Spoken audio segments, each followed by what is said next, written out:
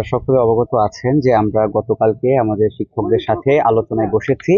এবং আমরা নিঃশর্তভাবে আলোচনায় বসেছিলাম এবং আমরা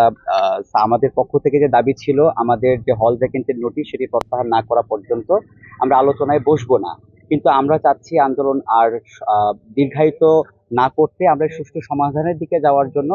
গতকালকে আমরা প্রায় 5 ঘন্টা আমরা শিক্ষকদের সাথে নিঃশর্তভাবে আলোচনায় বসেছিলাম এবং সেখান থেকে আমাদের 2টি দাবি তারা মেনে নিয়েছেন। সেগুলো হচ্ছে এরকম যে আমাদের যে হল ভ্যাকেন্সির নোটিশ সেটি আজকে ইমিডিয়েট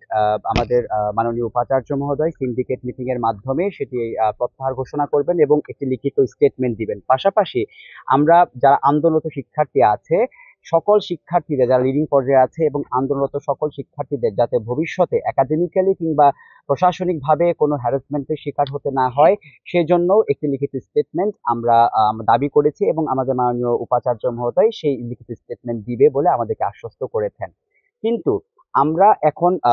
কম্বাইন্ড ডিগ্রি অর্থাৎ একক কম্বাইন্ড ডিগ্রির জন্য যে আমরা আন্দোলন করে আসছিলাম সেই বিষয়ে গতকালকে আলোচনায় কোনো সুরাহা হয়নি। আমাদের শিক্ষকরা 3 ডিগ্রির পক্ষে এখনো আছেন, কিন্তু আমরা শিক্ষার্থীরা আমাদের যে যৌক্তিক দাবি একক কম্বাইন্ড ডিগ্রি সেই দাবিতে অনড় আছি এবং এটি আলোচনার মাধ্যমে সমাধানের দিকে এগিয়ে যাবে সে বিষয়ে আমাদের তারা আশ্বস্ত করেছেন। এবং আমরা আজকে সিন্ডিকেট মিটিং এর মাধ্যমে প্রাপ্ত প্রাপ্ত হল নোটিশ প্রত্যাহারের যেই একটি বিজ্ঞপ্তি আসবে বা হচ্ছে লিখিত স্টেটমেন্ট আসবে এবং আমাদের শিক্ষার্থীদের যাতে পরবর্তীতে কোনো প্রকার হ্যারাসমেন্টের শিকার হতে না হয় সেই লিখিত স্টেটমেন্ট আসার পর আমরা বাকি আলোচনায় বসবো। আপনারা সকলেই জানেন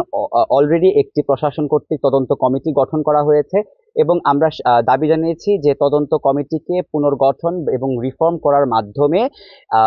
বহিরাগতরা যে শিক্ষার্থীর উপর বর্বরোচিত হামলা চালিয়েছে সেটির একটি তাদেরকে চিহ্নিত করে দৃষ্টান্তমূলক শাস্তির আওতায় আনতে হবে এবং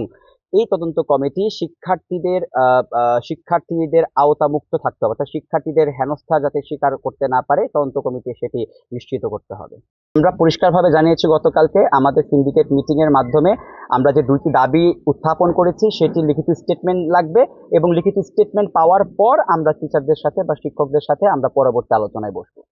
সিন্ডিকেটের আগে আমরা কোনো আলোচনায় বসবো না। আন্দোলন কর্মসূচি সাময়িকভাবে স্থগিত এবং গতকালকে আমরা আপনারা জানেন যে ব্যাংকে এবং কোষাধ্যক্ষে যে তালা দেওয়া হয়েছিল আমরা গতকালকে ব্যাংকের তালা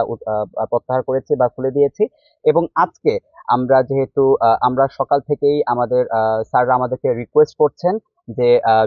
কোষাধ্যক্ষ কিংবা হোয়াইট হাউসে তালা খুলে দেওয়ার জন্য যাতে জনভোগান্তির কোনো সৃষ্টি না হয়, সেই পরিপ্রেক্ষিতে যাতে জনভোগান্তির সৃষ্টি না হয় আমরা সেই দিক বিবেচনায় আমরা আজকে কোষাধ্যক্ষ বা হোয়াইট হাউসের তালা খুলে দিয়েছি।